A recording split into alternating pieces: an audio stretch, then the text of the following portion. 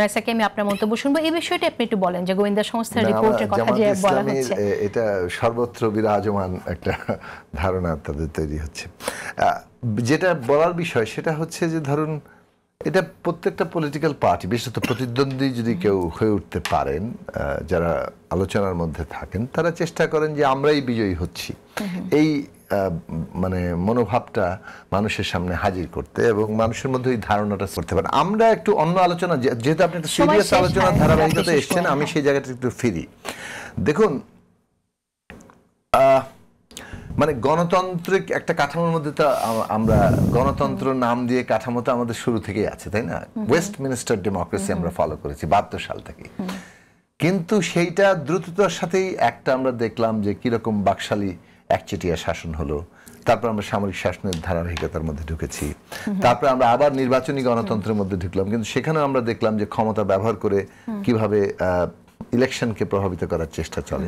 সবশেষে আমরা একটা জাতিবাদী মানে বাঙালি জাতিকে খুব ভর করে এক ধরনের একচেটিয়া শাসন, যেটা আসলে আমরা ফ্যাসিবাদ হিসেবে চিহ্নিত করলাম।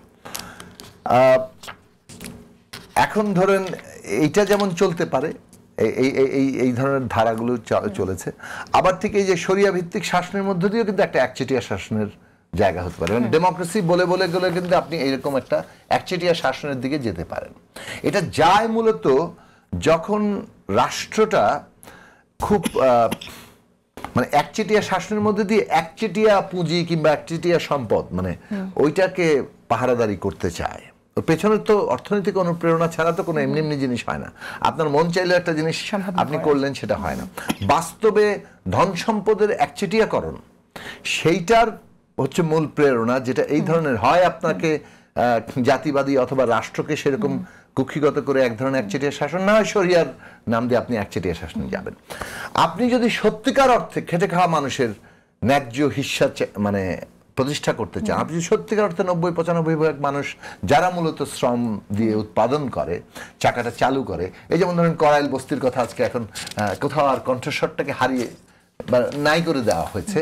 ওইখানে যে ঢাকা শহরের যাদের ছাড়া ঢাকা শহরটা চলে না, তারা যে ন্যূনতম নাগরিক স্বীকৃতির জায়গা নাই, পাশ দিয়ে কিন্তু বড় বড় অট্টালিকারা ঘিরে আছে, কিন্তু এখানে লক্ষ লক্ষ মানুষ থাকছে, মিনিমাম তাদের নেই। এমনকি একটা বড় ধরনের এরকম আগুনে তারা ভিকটিম হওয়ার পরে 4000 বাড়ি পুড়ে যাওয়ার পরে খোলা আকাশের নিচে এক সপ্তাহ ধরে আছেন, তাদের রাষ্ট্র কিন্তু যাচ্ছে না, সরকারও কিন্তু যাচ্ছে না।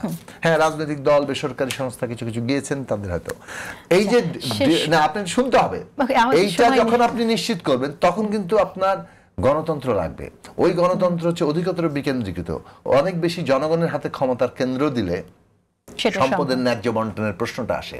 আর যখন সম্পদের কেন্দ্রীকরণের একচেটিয়াকরণের প্রশ্ন আসে, তখন একচেটিয়া শাসন লাগে।